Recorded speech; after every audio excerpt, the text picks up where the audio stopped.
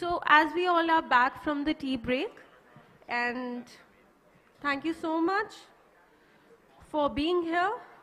The topic of the panel discussion would be opportunities and challenges to pharmaceutical industry today and tomorrow. And our moderator, Mr. Mehul Shah, MD of Incube Ethicals Private Limited. Can we have a big round of applause for him first of all? All right. So I would like to tell something about him, that he's the promoter and MD of Incube Ethical and Honorary General Secretary from the Indian Drug Manufacturer Association. Mehul Shah has over 38 years of entrepreneurial experience in technical and business leadership that has transformed Incube Ethicals into a global leader in tropical formations. His passion and expertise in tropical formation has defined growth and strategy for Incube. Mehul Shah has also been nominated by the Government of India on the Board of Governors of NIPER Guwahati, one of the India's prestigious colleges for pharmaceutical education, as an Honorary General Secretary for ITMA for 2022 till 2024. He is also a trustee at Flame University, and not only this, a member of Board of Studies at NMIMS School of Pharmacy and Technology Management. Once again, can we hear out a big round of applause for Mehul sir? So you don't look like you have 38 years से काम कर रहे हैं. That's a very big thing. I mean, yes. And one more thing I would like to say before starting this panel discussion. So I have been hearing out the compliments for myself that I am conducting with a lot of confidence. But again, I am again and again saying sorry for just one mistake. Marathi culture में इतने अलग तरीके से नाम होते हैं ना, that हमारा पंजाबी accent है, तो वो कहीं ना कहीं I am getting flawed with it. So if at all I take wrong names, please pardon me for that mistake. But I'll try. जेड़े में पंजाबी है गया तो फिर कुछ ना कुछ तो गड़बड़ी होनी है ना. So okay, and yeah, that's what I've been doing. Okay, and before Mehul sir comes over here, I would just tell that हमारे panelists भी हैं यहाँ पे, and after we'll be ending up and wrapping up this session, we'll be felicitating them also. Okay, over to you, sir. Thank you. So good afternoon, everyone. So we are all sitting here between this session and lunch. So sincere thanks to Ghane Saab for inviting me and all the panelists here. So ladies and gentlemen, all the drug control officials present and past, large quantity, and I think today we realize that this is the largest association in the world for the drug control. So really huge round of applause for all of you.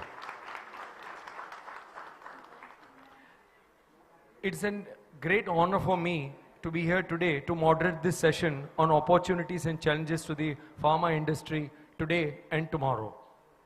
Before we begin, I want to share something that when I passed my pharmacy in 1986, the size of Indian pharma industry was around $1 billion.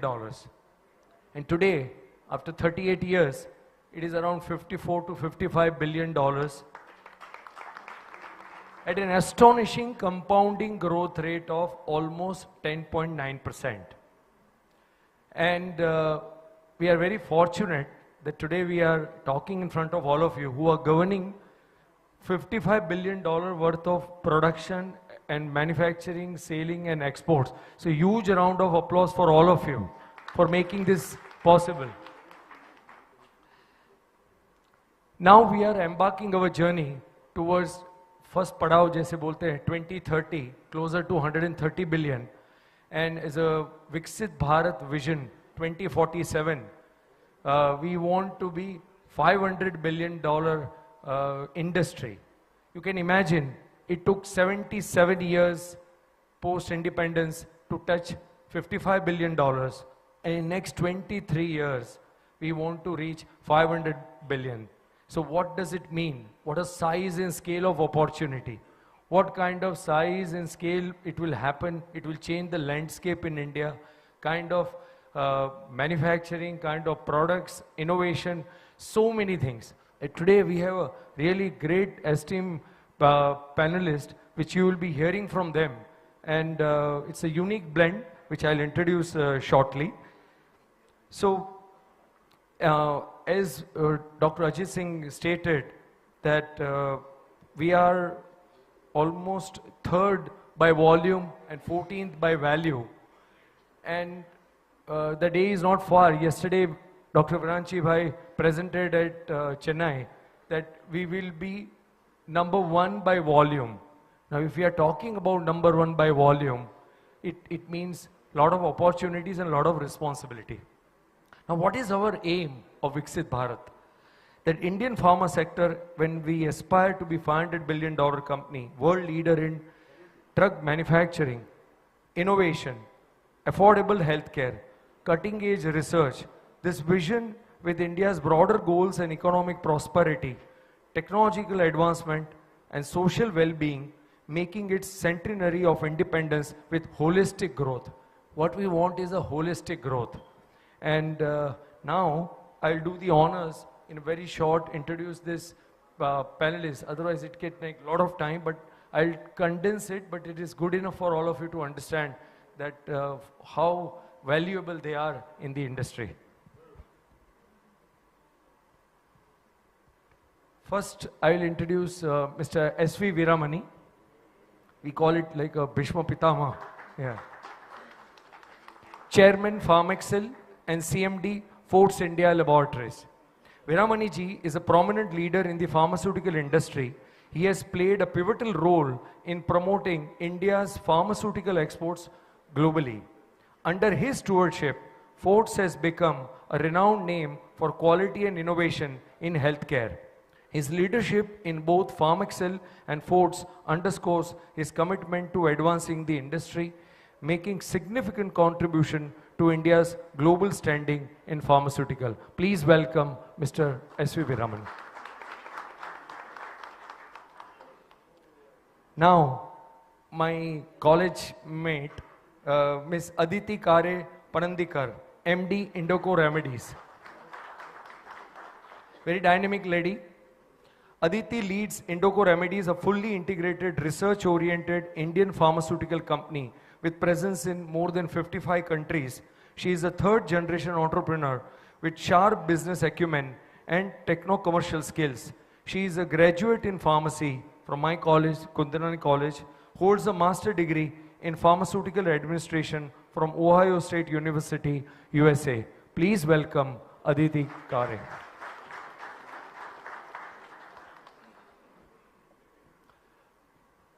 A very dear friend of mine, Shri Kirti Ganorkar, CEO, India Business, Sun Pharmaceutical Industries.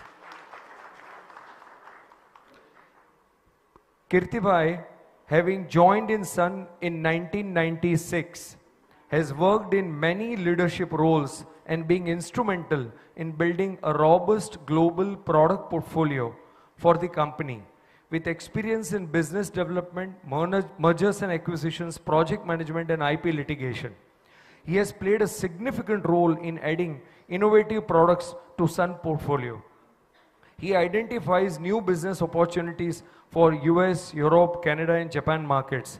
After heading global business development team for several years, he took over the responsibility as CEO of India Business from 2019. Please welcome Mr. Kirti Ganorkar. My colleague, friend and brother, Dr. Viranchi Bhai Shah, National President, IDMA and MD Saga Life Sciences.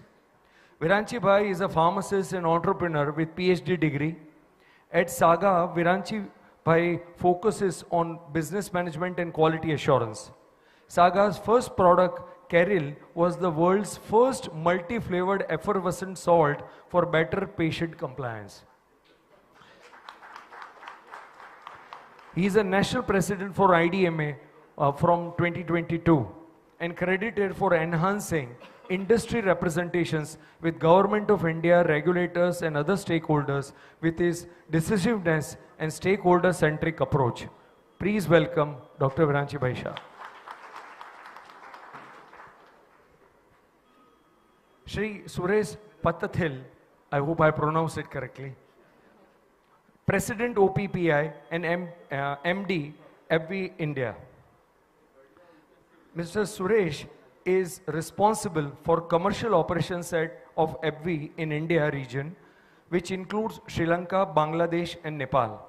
With more than 30 years of experience in the pharmaceutical industry, Mr. Suresh has held multiple senior management positions in companies such as Pfizer, Schering-Plough, MSD and Ferring.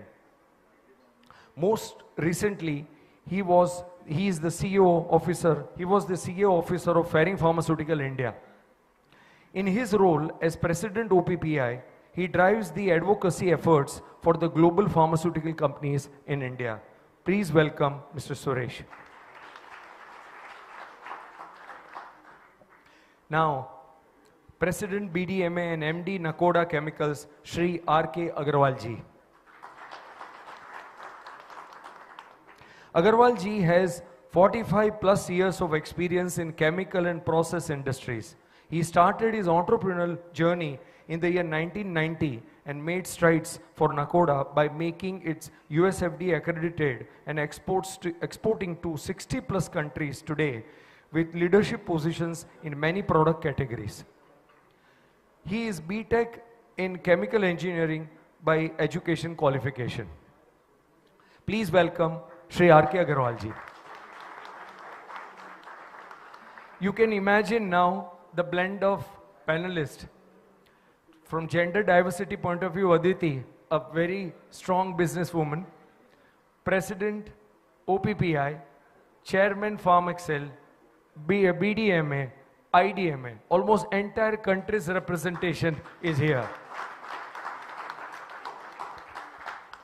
So now I'll start with my Q&A. First to Kirti Bhai. Sun Pharma has been a leader in the pharmaceutical industry with a significant presence in India, regulated as well as emerging and ROW markets. What strategies are you employing to sustain growth in these markets and in midst of increasing competition and regulatory challenges? Good afternoon. And first of all, thank you to Mr. Gahane and Mr. Koteshwar Rao for inviting me on this panel.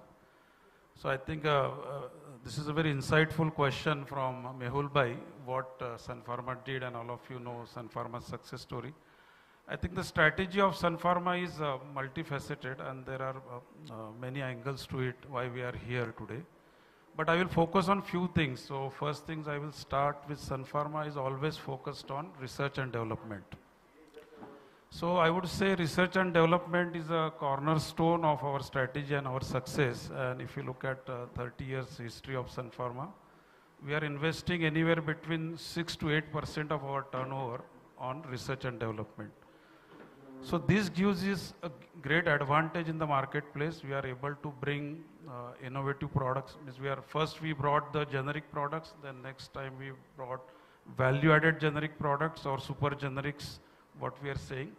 And now we are also focusing on innovative products, that is new chemical entities and new biologics. So one of the strategy is focusing on research and development. Second is a collaboration and acquisitions and mergers. So in Sun, in last 30 years, we have done more than 20 acquisitions, and every acquisition we look at is what kind of competency we build by acquiring this business, or what kind of value we can add into that business if we acquire them. And these acquisitions has also helped us to grow the business to next level. So that's the next strategy level. Third, which we are focusing today a lot, is in terms of licensing and collaboration with big pharmas. Because as we are the leader in a generics and we are known as a pharmacy of the world, but I think the next 2 to 3 decades would be for innovations. And in that front, we need to progress further. We have to collaborate with the companies who are innovating and bringing innovative products. So a lot of focus in my BD role as well as role for India business is to look at the licensing of product. And our strategy always is to respect the IP, whichever has been filed in India. So we are very focused on research and development, means we generate our own IPs. We have more than 700 patents being filed. But at the same time, we respect the IPs of all other companies. Our fourth lever is customer focus. So what we believe is whatever customer says is right, and the customer is first. So whenever you visit any doctors, and all of you are like a drug inspector, you know, Sun is known for its quality and the customer service. So any doctors in Indian pharma, if you talk to them, they will say that Sun is our knowledge partner. So we have reached to a level where we are upscaling the doctor's knowledge through various CME program so that they are updated and they know what's happening latest into the science. And the last but not the least is our execution and cost optimization. So a lot of people talked about strategy, but strategy is only in this room. But how to execute the well strategy has, I think, differentiated us from many of our competitors. So we believe much into execution of whatever we discuss. The thing should not remain only paper or on a strategy. We go and execute and solve everyday problem. So that's a key focus is on execution. And the last one I would say is on cost optimization is right from the beginning. Means I still remember when I joined Sun in '96, we were focusing on the how do we have an integrated business? Means I make my own APIs, my own formulation, I distribute myself, and then I sell to the doctors on my own. So the entire value chain has to be captured, and that will make you successful in terms of generating profit. So cost optimization is another angle where we focused a lot. So maybe these are a couple of strategies, Mehul bhai, I would say, which we have been using, we are implementing, and we are here as a long-term player. We never looked at anything for next year or next quarter or next 1 or 2 years. It's always been look at what you can do over a period of maybe 5 to 10 years going forward. Yeah. Thank you. Very good. You can imagine the size and scale, around 55,000 crore revenue of Sun Pharma and 8% R&D spend is a huge number of 4,000 crores. So it's, I think, the way to go. It's if we want to achieve our Viksit Bharat mission, R&D is going to play a critical role, and we should follow the leader. Right. Viranchi bhai, you know, currently there is a lot of changes are happening in the regulatory landscape in India and worldwide, including Schedule M. So, according to you, how Indian pharma should prepare for these regulatory changes? Thank you, Mehul bhai. Good afternoon to all. And let me first applaud that the wonderful work that the Indian Drug Administration is doing, both state and center. You know, Ajit Singh ji was making a small comparison of the things that are being done. Now, if I was just trying to see what was the size of the US market, for example. And to my amazement, there are hardly approximately 1,500 manufacturing sites existing in the entire US. If you compare with the whole of Africa, we had a guest from Africa today this morning. There are less than 500 units existing in the entire continent of Africa. And then you compare what India is. We are in excess of, or let's say, almost 5,000 primary manufacturing sites for drugs. And if you add food and other, I think it's definitely exceeding 10,000. And the kind of complexity that also exists in India. So both in the industry size, we have very small, medium, large, and very large companies. We have the entire spectrum on the manufacturing side. At the same time, there are cultural diversities, there are language diversities. So India is a very complex ecosystem to manage. And accolade therefore goes to the drug control mechanism that we have in India, with so many states having their own way of handling their specific states, and the center who mainly plays a role in regulations. And the kind of balance that exists, because a small problem that starts with one of the states can, because it's ultimately one country, so it can escalate to a number of states, and the kind of effort that goes for the entire administrations to do, I think you all do a wonderful job. My understanding is that for decades, the regulation in India has been kept in line with the national needs. We have been speaking of quality of drugs, affordability of drugs, and availability of drugs across India. And by and large, I would say that we have been able to meet all the three parameters. We have benchmarked in affordability. We are probably the most affordable, we manufacture one of the most affordable medicines in the world. In quality, I can tell you, I mean, people may have a different opinion, but my opinion is that if you compare the number of failure to meet specifications, or NSQs that we call, and if you compare the numbers, what India has as compared to other equivalent territories, I am sure our number is far, far, far better than what other markets have. The same in the case of spurious counterfeit drugs. There is a wonderful mechanism that has come where all the different states integrate, and the numbers that we get also on the spurious is much less than what we can see in other parts of the world. So thus far, we have done a wonderful job, and as you rightly said, scaling from 1 billion to 55 billion. But now the next stage for us is scaling from 55 to 500. And I'm sure this requires a tectonic shift from what we have been doing for the last couple of decades in both on the manufacturing and on the regulatory front. As far as the Schedule M is concerned, I think it is a very important and a positive move that we are making the minimum standards of manufacturing in India to WHO GMP standards. I don't think there is any country in the world of our importance that has standards below that. So I think it was necessary, and it is a good step.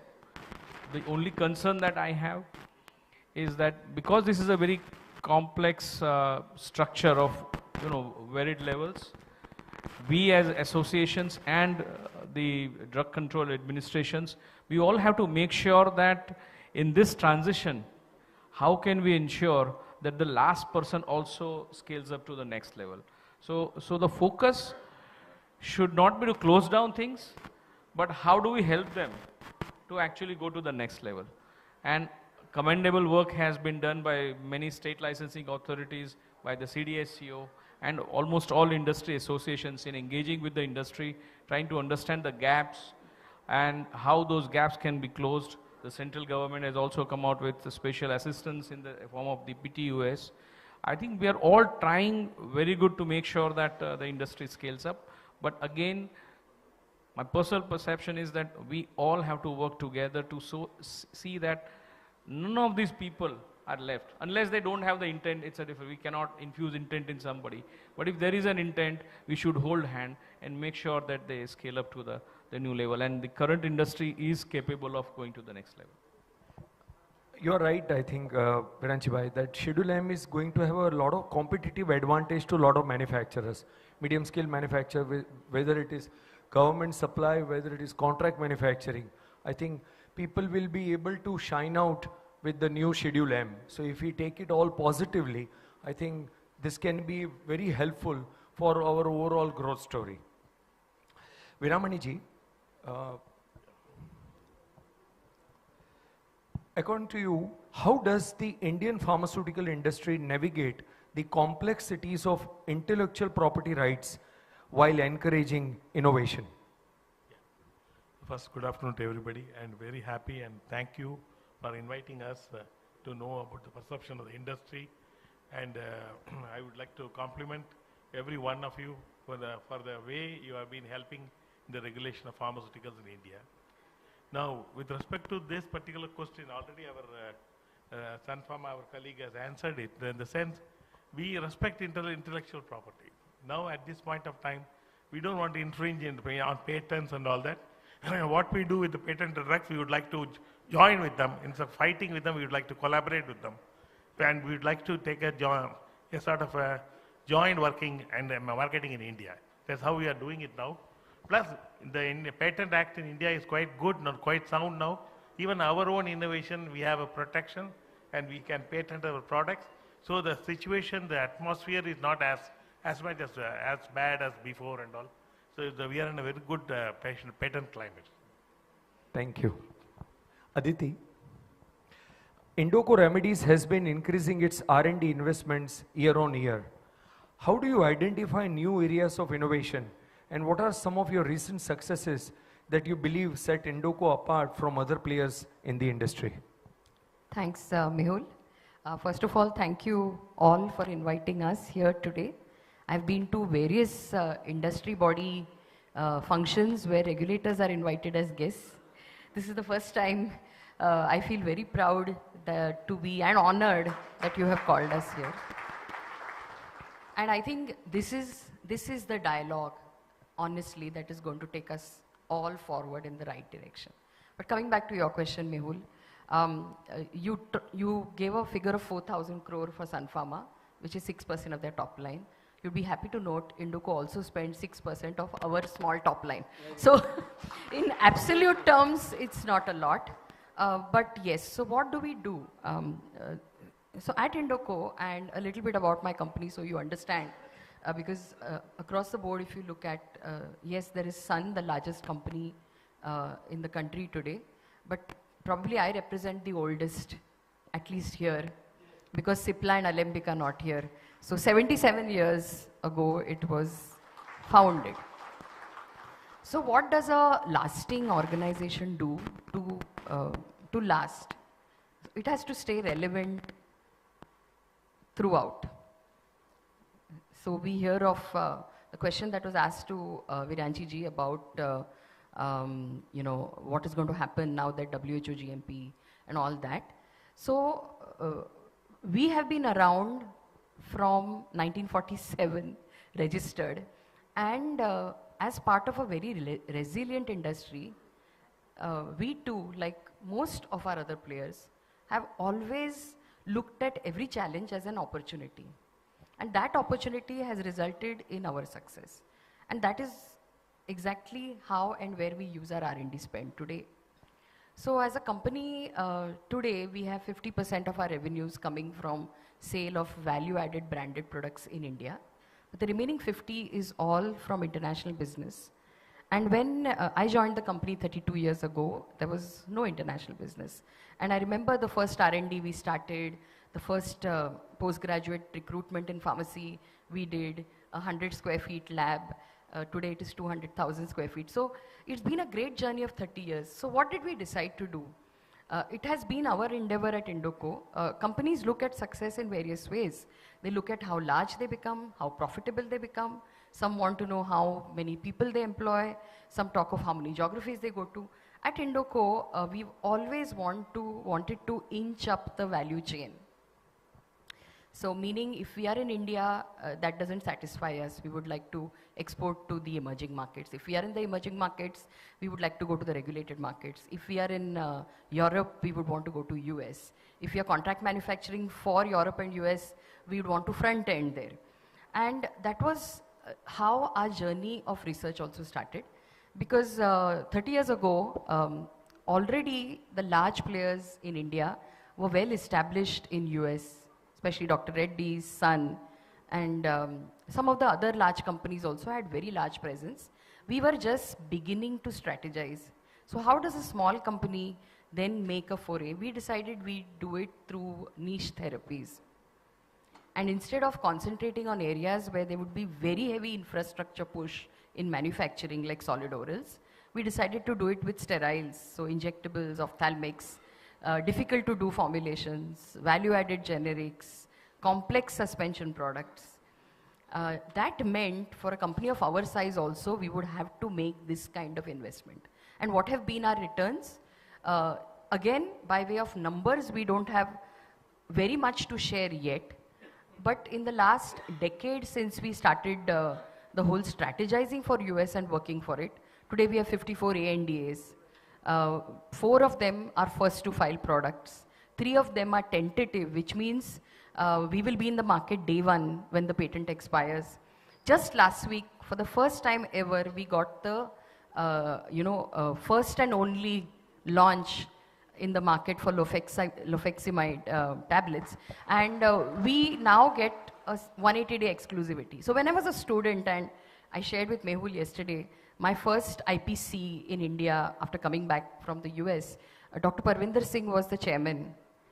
And I remember sitting because the seniors of IDMA were all down, and as youngsters we were asked to go up into the stall. And I still remember that moment because some things make an impact on you. And I remember Dr. Parvinder Singh trying to convince the industry as much as Viranchi ji is trying to convince now about WHO GMP. But he was trying to convince everybody to not get scared of patents. And that if you also invest in research, you will have an opportunity to grow. And I think some of these thoughts have played very heavily on the minds of us at Indoco. And we've always wanted to be valuable as we get larger. And that is how. So today we have 250 scientists. We do everything from non-infringing process development of APIs right up to finishing, filing finished products in ECTDs. Also a CRO center where we do the bio studies. So you will not find a single company of my size which can do so much end-to-end. Sometimes I'm told, because we are also listed, and that puts a lot of pressures on resources, that I'm a little bit of a mad person to not focus and spread my risk so much. But finally you do things for what you want to do, and that's what has driven us. Thank Wonderful. Yesterday they celebrated 77 years, and Indoco was formed 7 days after we got independence. And so we are very sure that 2047 Indoco will be a always very prominent company. So Mr. Suresh, coming to you. You are representing OPPI and multinational. Balancing the need for affordable healthcare with the costs of innovation is a key challenge for the pharmaceutical industry. How can we balance this for India, particularly with high-value therapies? Yeah, thank you for the question, Mehul. Very important question, and thank you for inviting me, Koteshwar Rao, and all the dignitaries and other people here. You're the gatekeepers for the patient at the end of the day, right? You are making sure that the products which are reaching the patient is of the quality which they need for the treatment. But very important question is about, this was a new product 1 year back, correct? This is iPhone 15. This was a new product 1 year back. Next month, you will have a new product coming in from the Apple. And Apple is probably bigger than any one of our pharmaceutical companies. So there is a cost to innovation, and the cost to innovation is probably around $2 to $3 billion. And from the date of patenting, it takes around 10 years for that product to hit the market, 10 to 12 years depending. And it may or may not be a success. So when, both Sun Pharma as well as Indoco says they are spending 6%, it's a risk capital which is being spent on innovation. Now, when this product hits the market, it has to also generate revenue so that the next line of innovations can come in. So there is always a fine balance between, how do I get this product to the patient and how can you make sure that the patient has access. In India today, we have 2 levels of access issues. One is, there is a missing middle of population. Almost 40% of our population does not have any support from Ayushman Bharat, nor are they supported by any public sector organizations, nor are they supported by insurance. So they're completely out of pocket payment, okay? 40% of our population. The other one is about innovative products. Today, when we are launching innovative products in India, we are talking about the access of only 5 or maybe 10% of the population. The other 90% cannot have access to the innovative products, whatever the price you bring it down. And there is a limit to bringing down the price, because the moment you bring down the price to a very low level, that becomes a reference pricing for all the other markets, whether it's Europe, China, or it can be US markets. And what happens is you cannot generate revenue to support the next level of innovations which will come in. So somewhere along the way, we have to find a way to have an access or a payment mechanism which needs to be put in. China was exactly what India was probably around 12 or 13 years back. Today they have a system called the NRDL, where you have a list of medications which are listed, the price is negotiated, and the products are completely given free of cost to all the patients who require it. So hence, the only way I foresee is that it is not about pricing it lower. The low is not low enough for the patients to afford, because as I said, there is a big chunks of our population which does not have access to any kind of support, financial support. We need to find a way where we have done a great job for vaccines, I would say for COVID vaccines. Can you procure the product and provide it to the patients who require it? That would be a great mechanism to have. I don't see it happening like, next 2 years or 3 years, but I believe that in the next 5 to 6 years, you would find some kind of mechanism happening. Maybe the Ayushman Bharat, which is there, will now start encompassing more innovative therapies. I think it started. And that's when the health technology assessments, health economics, and all those things will play a role to say why this innovative product should be approved and in the Ayushman Bharat list versus what is already there. So all that kind of assessments will start happening. And then the Ayushman Bharat 2, which I think there is already intent from the government, will make it a co-pay system, insurance system, so that access to innovative products will come. Most of the innovative products which are launched in India are launched at the lowest of the floor prices anywhere in the globe. In fact, for some of the more mass products, it's 1/6 of the US prices. But it can't go any lower than that. So even if a generic comes, it's still not accessible. So I would say that having a good access mechanism is going to be very important, so that the people get treatment. And also we should understand, while we are the youngest country in the world, with 52% of population less than 23, we have 7% of our population more than 65, which is almost 100 million people who are aged. So we need to look at both segments, as well as looking at the segment of the population which needs to have access to these innovative therapies. I would say healthcare as a whole, there needs to be a lot of reforms done for access. Thank you. I think we all know this Ayushman Bharat, almost 100 million or 10 crore families and 50 crore people given insurance. It is just the beginning of New India. So we must applaud this initiative by the government. 50 crore people are given insurance. And as of now, what is published is only 58% of our India population is accessing the allopathic medicine. So we have a long way to go, but I'm sure we'll get there. Agarwal ji, what are the key opportunities for Indian bulk drug manufacturers in the global market? Are there particular regions or segments that present significant growth potential?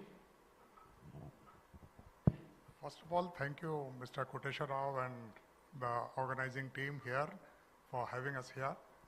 I represent the bulk drug sector, which is behind the formulation people. We are in the value chain, number 2, next in line.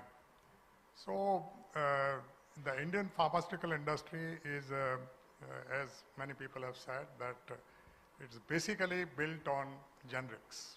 Our strength is generic drugs, and bulk of the turnover out of this $54 billion is coming from supply of low-cost generics, if you permit me to say.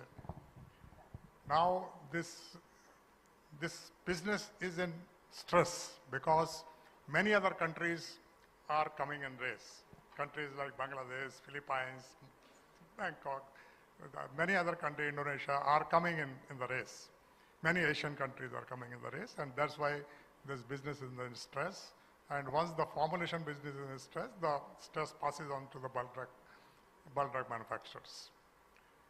Manufacturing bulk drugs has its own challenges because it deals with hazardous chemicals and complex chemistry. And not only it's a pure science, basically you deal with a pure science and pure chemistry where the technology plays a very key role. And also the GMP guidelines, which our friend mentioned, plays a very vital role. The cost of manufacturing is not only the raw material cost, it is also bulk of it contributed by the systems that you maintain. So it's very important that the system should be comparable and identical. Now what happens, many of the drugs which comes in the country are at half the price which are produced in the country. And the people who produce in the country are exporting these drugs to the country, to the advanced countries at double the price, and the drug, low-cost drug is coming from China. Now, I would say it's a challenge for our regulators. Why is the drug coming so cheap, and why are our manufacturers able to export at higher price to other countries? I think our importing mechanism for bulk drugs should be, possibly it is the most lenient in the world.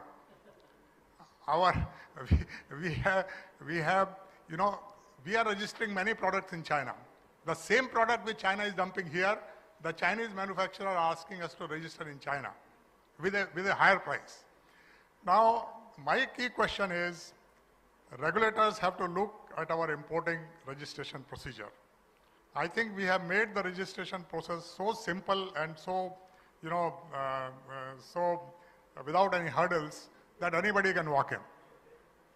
So I think the inspection procedures, the registration procedures, the specification procedures have to be made not only to protect the domestic industry, but also to protect the health of the nation. So my submission is, while bulk drug industry is working and developing novel ways to cut down their costs, various, every company has R&D, process development been working to reduce the cost, reduce the cost of manufacturing by optimizing solvent consumption, water consumption, coal consumption, working on sustainable models and all that. But there is always a limit.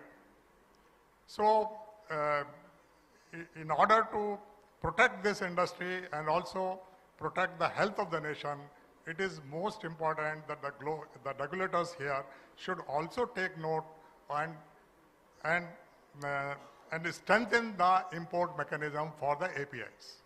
Thank you. Thank you.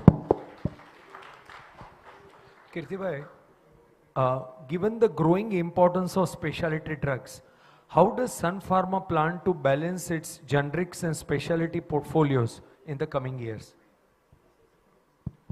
No, I think from Sun's point of view, we are very clear that the future growth, though it is coming from specialty product, but our core is generics all the time.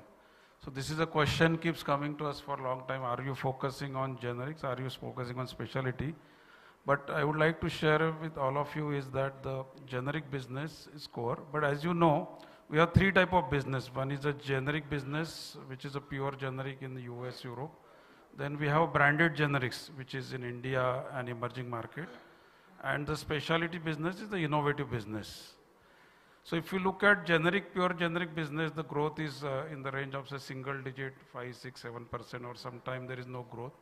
Emerging market, the branded business is growing. It's a double-digit growth. But in future, we want to grow, then we must focus on specialty. Because what we are saying today, see, we from 1 billion, what Mehul Bhai say, we came to 50, 55 billion.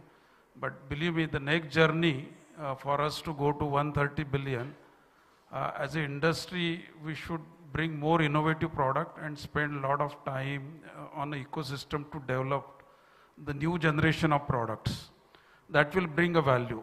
In generic front, we have achieved what we are supposed to achieve. We are still leader.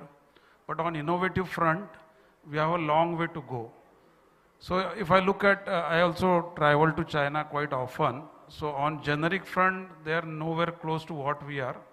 But I think, innovative front, they are far ahead of us, far ahead of us. So that's why we at a Sun, we thought that we need to be innovative, we need to focus on specialty business.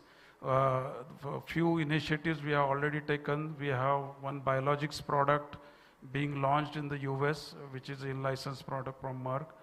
Then we have a second product, which is a JAK inhibitor, which also we got approval. So part of our strategy is to in-license innovative product, but at the same time develop the innovative product in India.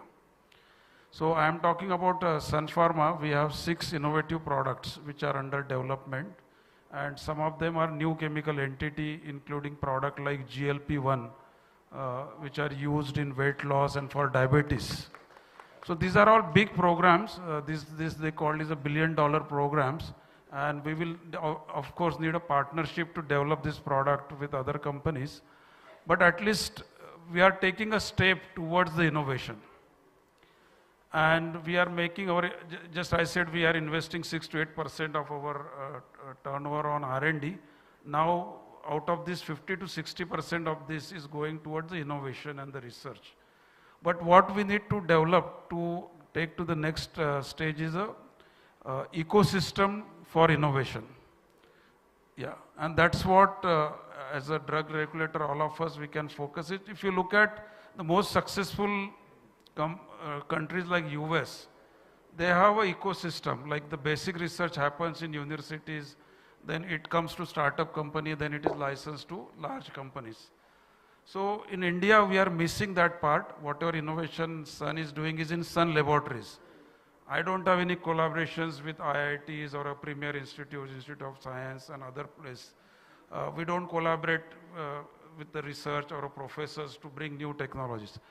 So that big piece is missing, which we are trying to collaborate on our own, but as an industry and as a drug regulator, I think if you can give a serious thought on this, it will help. Ms. Sun as a company will do what we can do best, but as a country, if we have to excel, then there is no choice but to invest all our future energies on innovation. Huge round of applause for Kirti Bhai. I think his response has phenomenal meaning and a lot of depth in it. So congratulations to Sun Pharma and entire team for doing a great work. Right. Viranchi Bhai.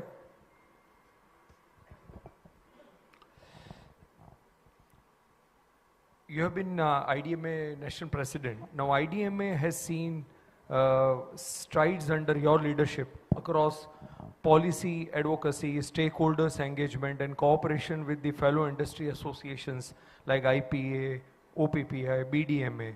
Please share some of key examples as you reflect on your distinguished tenure at IDMA and what can be done further for the industry and nation, especially for the government and overall as an industry, by which we move forward in the right direction. So Mehul bhai, I believe that whether it is IDMA, IPA, BDMA or OPP or any association for that matter, or even the Drug Controllers Officers Association, the overall purpose is to provide support to the changes that are happening in the ecosystem so that the entire industry or the entire system move towards a goal that the nation has set for itself. So, fortunately or unfortunately during my tenure, there have been a lot of changes that have started happening in India. Just to start with, we had just finished the COVID and we were worried of what would happen to the supply chain of APIs. And that is where I believe just before the lockdown, Dr. Koshia was with me and we had a conferencing with the Honorable Prime Minister and they were discussing on what India can do to this, and subsequently there was a PLI that came out which started seeding the concept of how do we localize the API industry within India, and I think that was a very important step. And when this comes as a policy, of course, there are a lot of things that follow that one step from there.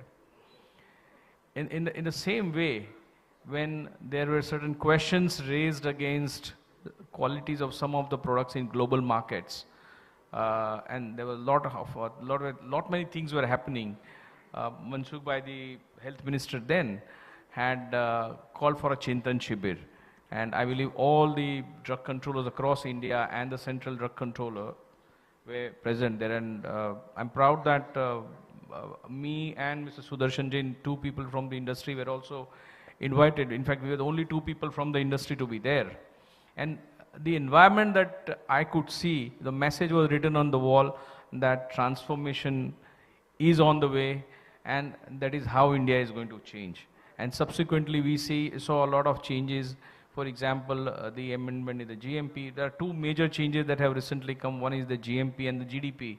GDP, in my opinion, is also a very, very big change that is going to transform the way the drugs are being distributed, stored, right from the manufacturer's warehouse to the patient, either it is retail or it's the hospital. So I have seen a lot of changes happening, and when these changes touch thousands of people in the industry and in the trade, you can imagine the kind of responsibility that we all have in how to handhold them, how to interact with them. And that's where we saw a lot of collaboration between the industry associations and the regulators in having, in upskilling the industry across India. And it was almost all the associations were involved. And it was a great experience where you could participate in every part of India, talk to the stakeholders, make them understand what is expected, start understanding what is their problem, and trying to address. Because as I said, whether it is Schedule M or whether it is the risk-based inspection or whether it is anything, our goal should not be to close down units. Our goal should be how do we upgrade them, because that's ultimately they are contributing to the nation, to the world. So that was another piece of experience that I had. IDMA, we initiated for the first time in India the National CGMP Day. That was October 10th last year. And though we have been called as the pharmacy of the world, we did not have any formal CGMP Day. So there was almost about 25,000 pharmacists participating both physically and virtually across India. And this entire exercise was actually a sensitization, because what we were trying to do is not to educate those 20,000 people. Our goal was, can we make them change agents? Because ultimately they would go to their organizations, and one person, one change agent can, upgrade the entire organization that he or she is working. So I think during subsequently, very recently there has been in discussions on the price control regime in India. We are already discussing, almost all industry associations have been called to advise the government on the price control regime. So a lot of things have happened. The only thing that I can say from IDMA's perspective or from the industry's perspective is that we are gearing up to reach the 500 billion mark that we have all set. And it is definitely possible, using value-added products, as Kirti Bhai rightly said, and still when we were talking to Robert Califf, he very specifically said that please make sure that you continue to do the most affordable generics that you are already small doing. molecules. So the off-patented products are definitely going to be an important part of what we do today.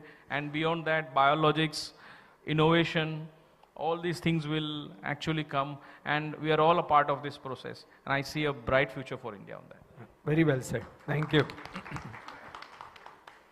Viramani ji, as you are the chairman of Pharmaxil, and you are with close eyes, you are monitoring all the exports. So can you share with us what are the opportunities and challenges in export markets? Certainly. Actually, it's a matter of pride that Indian pharmaceutical products are exported to around 220 countries of the world. Let us give a hand for that. Because, see, look at, imagine, Indian pharmaceuticals, they are able to be accepted, by international authorities, regulatory authorities, Ministry of Health. So much so, we are able to go to that particular levels. And I would say that the Indian regulators, you have helped us, have been like a facilitator for us to do in this particular process and all. So now the thing is that with 200 supply going to 200, no other commodity I can say, remember, has gone to 220 countries from India. Please tell me if there's any such thing. Yeah. Yeah. So this particular is a phenomenal job done by the Indian manufacturers, the Indian pharma industry, and exporters and all that. So Pharmexil has got tremendous responsibility going, because anywhere, any part of the world, anything, we are there to take care, and we are connected with the embassies, Indian embassies of the world. Everywhere, all Indian embassies are sensitized about pharmaceuticals. They want a pharmaceutical delegation to come to their country, in Pharmexil to come as a delegation. And there are people who are ready to come over to India to visit plants here. This Pharmexil is doing this particular job, and we are trying to work on mutual recognition agreements. We are trying to work on FTA, free trade agreement through Ministry of Commerce. So, and we are also sensitizing our manufacturers, because in the future, as you rightly said, by Sun Pharma, is a real example for all of us. So that, from the vanilla generics and all, we'll have to go towards value-added generics, complex generics, because we have, it's a matter of pride that more than 33% of our exports are going to the highest regulated market of USA. Around $8 billion exports we are doing to US. And, we are growing at 12% now. More growth in the US, and 20% of our exports are going to Europe. So the highly regulated markets, Indian pharmaceuticals are able to supply. At the same time, we are able to supply to the deepest Congo and Africa. That is sort of this thing and all. So we are now trying to, further if we have to increase this growth rate of at least 10%. It's also heartening that this year we are on 9.6% growth. That's how it's moving now. So we have to also, not only generics, we'll have to go for value-added generics, complex generics, biologicals. So we are trying to expand, and we are trying to work out manufacturers to concentrate more on research and development, innovation, new offerings to the world. So that's all going on one side. The other side is that countries, there are countries where India is not able to export. That is, one is China. We are only importing. So very less, some oncology products are going to China. China, Japan. Japan has got tremendous, they are very close to their thing and all. And you have to, they don't allow just like that. So China and Japan, Korea, these are the areas where we would like to, the next markets, future markets will be, concentration will, Pharmexil concentration will be on those markets and all. But we have our own challenges we are facing now. There is the regulations, there is a differing regulation, different countries. You just imagine the plight of Indian manufacturer. He is getting an inspection from various countries. If 220 countries are there, almost almost once in 2 days or 3 days, somebody in some other Ministry of Health, they are visiting and auditing us. And so we are now trying to get appeal to them to have some harmonization in the regulations and all those things. And I think there is next month, the month of October, there's going to be international regulators meet, where they are trying to work out with various segments and this thing, a regularization within Asia, a uniformity in what their expectations are. So that's all harmonization is going on. So that also we have to work on. Pharmacopoeia, Indian pharmacopoeia, we would like to gain acceptance in many parts of the world. Now only 6 countries have accepted Indian pharmacopoeia. Indian Pharmacopoeia Commission is trying to work, gain acceptance. That's also going on. So with all this, we want to be accepted as a great, as a third world, we can go from third largest volume to the number 1 in volume in the world. So we are now trying, and for which definitely we also require the support of all regulators here and all, particularly with respect to, because exports are very, very important. Foreign exchange for India is very important, and the exports have to be given priorities, and whenever you give, licenses and approvals and all, please give top priority for exports. I have to tell this to you, as a Paramaxil chairman, or NOC, whatever it is, it has to be made fast because, otherwise some competitors, some other country is going to take. Bangladesh is emerging as a big nation. There are many other countries trying to weigh with India. They are asking Indians to set up plants in their countries and all. So they are trying to compete. They are trying to, so that dominance of India in pharmaceuticals have to be continued. And Pharmaxil is now trying to do a lot of challenges there, including now the current challenges, containers are not available. So there is not enough containers. Many of the containers are located in China. They are making the containers and all. So we are not having a shipment. India has to build many container terminals to ensure that the shipment goes very fast from India. So there are many challenges, but many opportunities. I think the future journey will be excellent for Indian pharmaceutical industry. Huge round of applause for Ramani ji. Time is short, otherwise we would have continued for full day. But one lighter question, since there are so many female regulators here, to Aditi, what is your take on gender diversity in Indian pharmaceutical industry? So, what are your words of wisdom to women, especially young women professionals, to advance their careers? So I think Mehul started my introduction by saying I'm here to add color to the stage, literally. But happy to say that that's not the case with the regulators. Big hand for all the beautiful women sitting in the. So Indian pharma industry, there are very different kind of jobs. The largest for the industry, within the organizations, that is, the largest set of roles is that of sales and marketing. And that has been one sector where women have not been very active because of the very nature of the travel.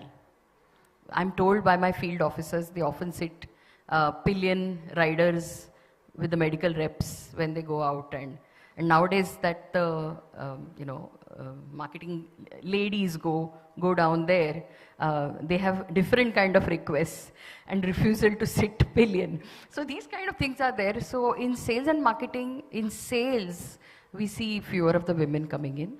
But other than that, if you look at all other areas, whether it is marketing, whether strategy has to be developed, whether it is research, whether it is quality assurance, whether it's compliance, you must have heard that SEBI now requires a lady independent director on every public company's board. What is the reason for that? You may not believe, but SEBI at least believes that women have a greater propensity towards corporate governance. You may not believe, but the world believes that women lie less. And that is why, possibly, because of our ability to nag more, our ability to chew brains more or whatever, we make excellent auditors, excellent inspectors, and excellent regulators. And therefore, if you look at within my organization, you will see a very high percentage of women workers in regulatory compliance, in corporate quality assurance, in quality control. And there are also women as machine operators, I'm not saying. The other day at Pataganga, where we have one of our API sites, our HR person got an award for diversity improvement because he hired a lady HR person. And you have to understand Patalganga, which is where the Reliance First refinery is. In the third shift, if you go there, it really is a very quiet area, and there are not as many female workers in the plant itself. But yet the lady who is managing the workmen, the unions, the IR is a young lady. And after that, I'm told 3 other people have also gone ahead and done that, because apparently she negotiates better than all the others. So my advice, truly from 30 years ago when I started, things are very different. In fact, to even discuss this topic probably is not a right thing, because it no longer is a barrier. I don't think when anybody looks at lady food FDA inspectors, they think that this is a lady and not a gentleman. They're looking at them as inspectors, and that's how it should be. For many, many years in my work life, when I was asked to speak on Women's Day, Women Empowerment Day, I have flatly refused because I said that is being marginalized. So I think those days are behind us. For the ladies, yes, there are certain areas where if you don't watch out, there could be a problem. My biggest area has been networking. Indian men are not always comfortable networking with women. Women don't have an issue. So that could be a problem, but it's not a very big problem, to be honest. And I think you have to look around you for mentors. You have to look around you for people who motivate you. And I think looking at the audience here, I think young women in the FDA don't have to look anywhere outside for an idol for creating the career growth. Yeah? Thanks. Thank you. Yeah, just to do justice, last two speaker, maybe in a brief, Sureshji, as president of OPPI, how do you foresee the future of healthcare in India, particularly with the rise of precision medicine and biologics? What role can multinational companies like AbbVie play in driving this transformation? So I think I'm keeping you between lunch and, but I will not be too long. But I think we have pointed out that we are pharmacy of the world. We are the biggest generic in volume. I think Mr. Ajit Singh showed that. But you know what? We are actually playing in only 5 to 10% of the value market globally. 90% of the value market, we are not there. And that's one of the reasons why innovation is going to be extremely important for us. From being the pharmacy of the world, can we be the discovery factory of the world? That should be the transition which we need to make in the next 10 years to 15 years. And I think Kirti pointed out very clearly, China is strong in APIs, missed out on the formulations, but they are very strong on the biotech. In fact, many of the in-licensing which is being done by global pharma now is coming in from China. They're all startups. Because the economy did so well, they had a lot of risk capital to put into these things. Having said that, I'm very happy that Sun Pharma has got the first product approved in the US. It's a JAK inhibitor. And, it's like the 1983 World Cup. We won for the first time. Absolutely. And after that, we have been winning, and we are now the super powerhouse of the world. So we need that one World Cup to happen, or one discovery out of India to happen. I think it's around the corner. My personal feeling, it's around the corner. What global multinationals like AbbVie, we are one among the top 5 companies in the world. We are as large as the Indian pharmaceutical industry in size, $55 billion. But we spend almost 14 to 15% of our revenue on research and development. So Indian companies need to spend more. For that, their profits needs to be more. So which means that some amount of the price controls need to be planned in a manner whereby you have enough of capital to invest, or risk capital to invest in discovery. That's very important. And we will never import from China if we have that price, right? We will buy from the local API manufacturer. So it's a vicious cycle. We need to start. And I can only tell you one thing, price is not access. Today, 8 million patients are suffering from glaucoma. You know how many people are being treated? Only 2 million. What is the cost of medication? 1 rupee per day. Why are they not getting treated? They are going blind. 6 million people are going blind. So I think as multinational companies, we can be enablers. We are looking at technology. We have partnerships. We manufacture out of Indian companies. We are probably the largest JV with the Piramal Pharma, manufacturing our eye care products in Pithampur, right, from 1995. And we are a joint venture company in India. One of our entities is a joint venture company.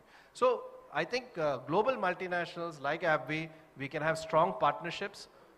We can have import from India, special excipients. In fact, one of our global products, one of the components of the product was discovered or developed in India through Syngene.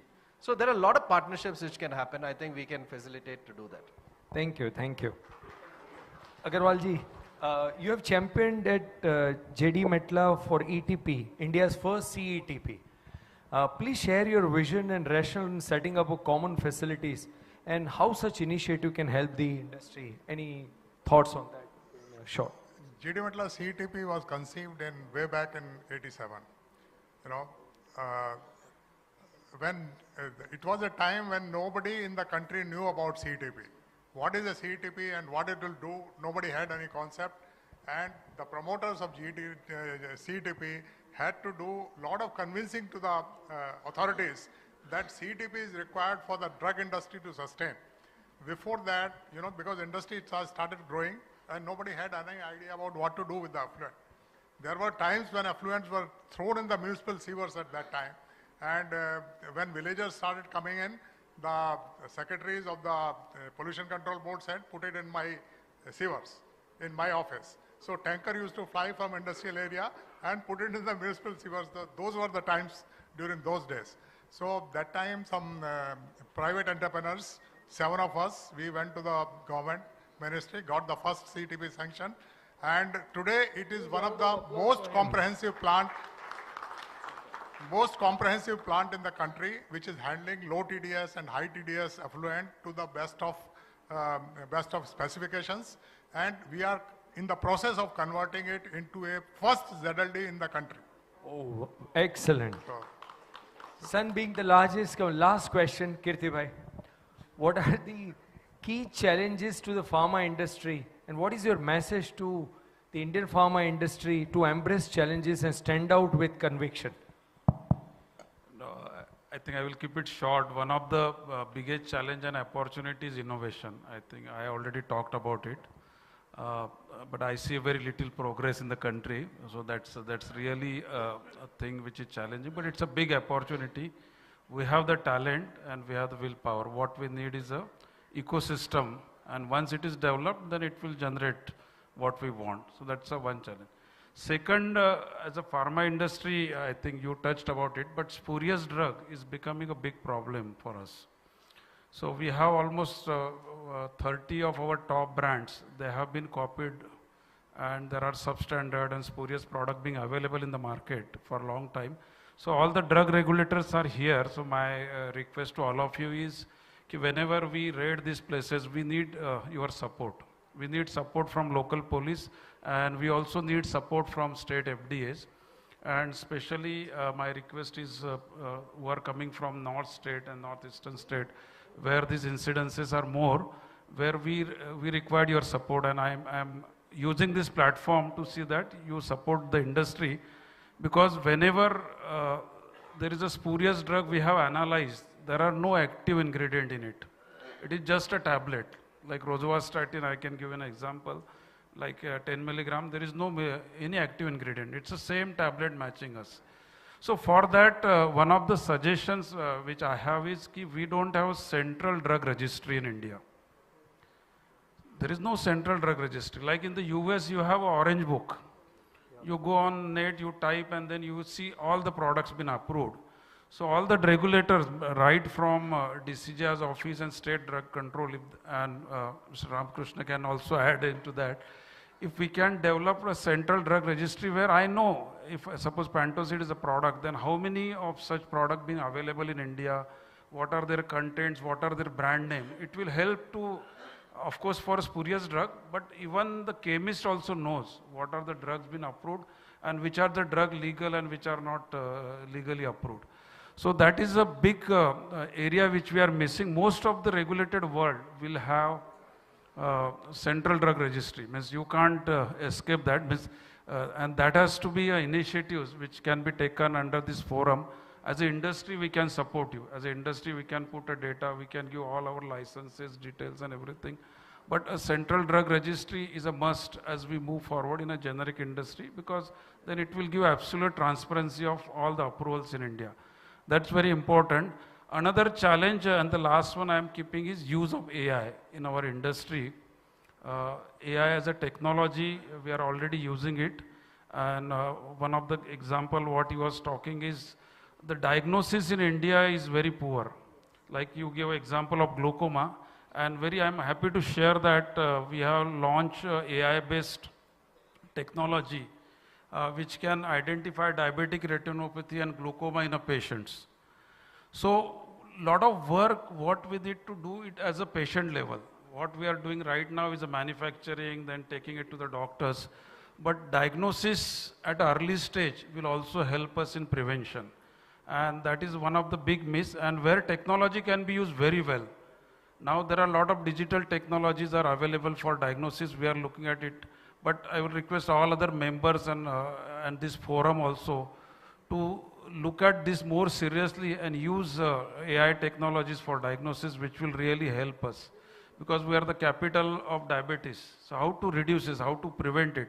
Otherwise the burden will keep on increasing. He is talking of access. But how much access we can give? Finally, we have to start thinking of prevention is a better way of living lives.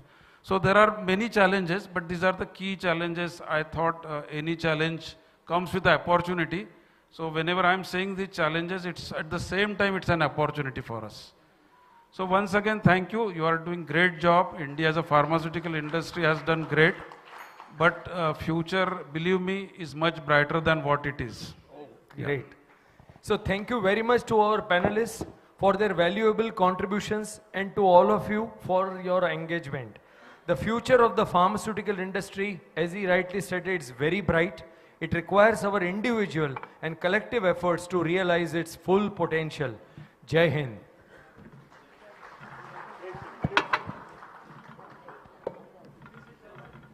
I request all the panelists to have 5 minutes. I would not get the better moderator than the Mehul. So thank you, Mehul. And sir, I am extremely thankful to all the panelists that you are the busy persons, and the way you make it simple and bring to the regulators notice that what is the present status of the pharma industry and what will be the future challenges. And as rightly says, today we are best, or we can say yes, today we are the best in the generics or the branded generics, but the tomorrow is for the innovation. Today we are getting the 5-10% of the value, tomorrow we'll get the 40% of the value. That would be the what we can expect from this. When we planned this panel discussion, there were suggestions, can we incorporate the senior regulators in the panel discussion? I said, no, today we'll only listen the perspectives of the industry, and accordingly, my regulators will change. The outcome of the today discussion was provide the support to the ecosystem which will be developing for the development of the pharma industry. And I would like to assure that the regulatory paternity will be rather than the inspector, they will be the supporter, and that they will really the partners of the ecosystem. So we would like to felicitate each panelist for with Memento and flower bouquet. Please. All right, so we are starting with the felicitation ceremony for our panelists and of course for the great moderator we had today. So the first one is Mr. Kirti Gaunekar sir, the CEO from India Business Sun Pharmaceutical Industries Limited, honored by G. Koteshwar Rao, the National President from DCOI Welfare Association. Can we hear a huge round of applause for them?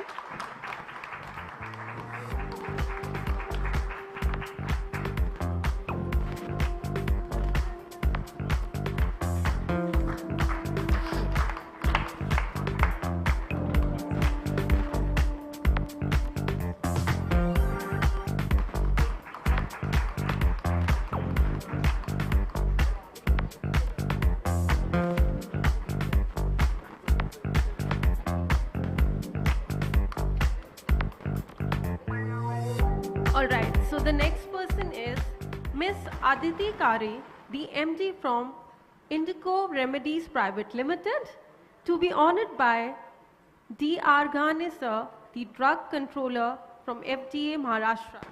Indico is limited now.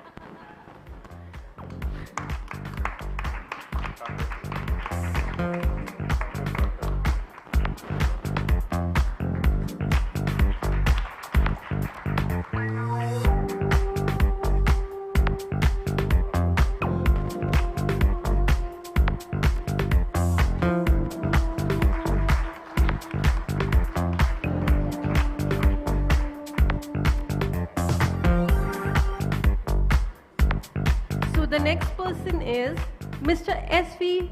Veeramani, the chairman from Farmexcel, and to be honored by Mr. Rajendra Zadburke sir, the convener from LOC. And मैं इतना ज़्यादा डरी हुई हूँ surnames लेने में कि मेरे को डर ज़्यादा लग रहा है प्रोनाउंसिएशन के लिए.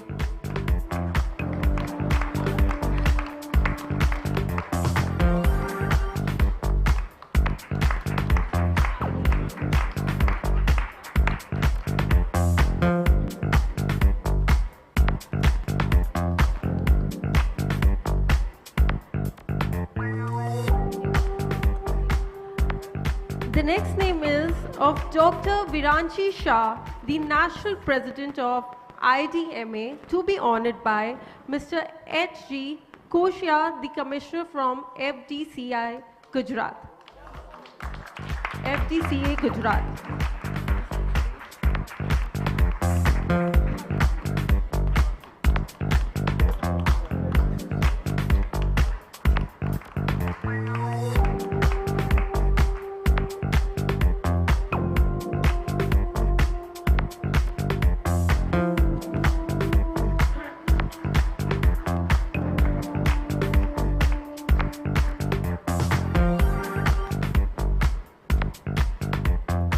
The next person is Mr. Suresh Patathil, President of OPPI, to be honored by Mr. Lalit Goel, Deputy Drugs Controller, FDA, Haryana.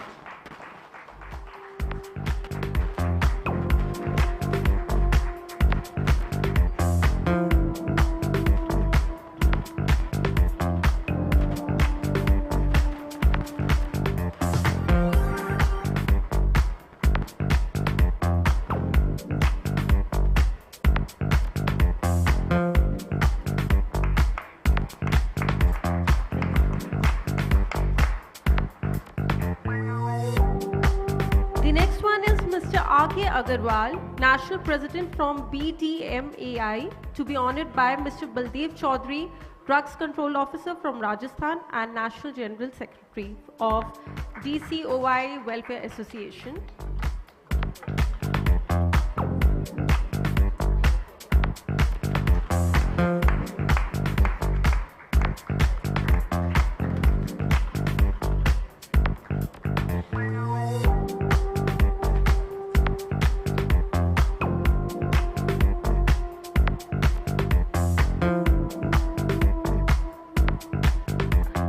Well, it's last but definitely not the least, it is felicitation of our very talented moderator, Mr. Mehul Shah, MD in Cube Ethicals Private Limited, to be honored by Mr. Jayant Kumar, Deputy Drugs Controller, India, West Zone. And सारे panelists and हमारे talented moderator के लिए जोरदार तालियां होनी चाहिए.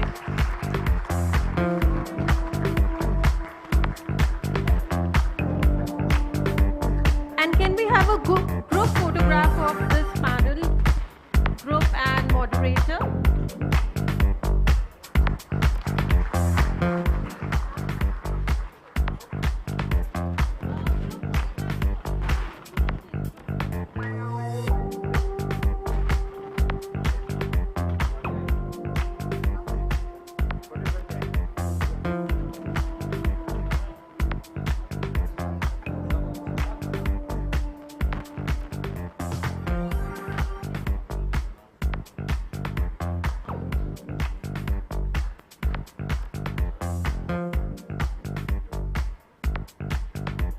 Thank you for this lovely panel discussion. And now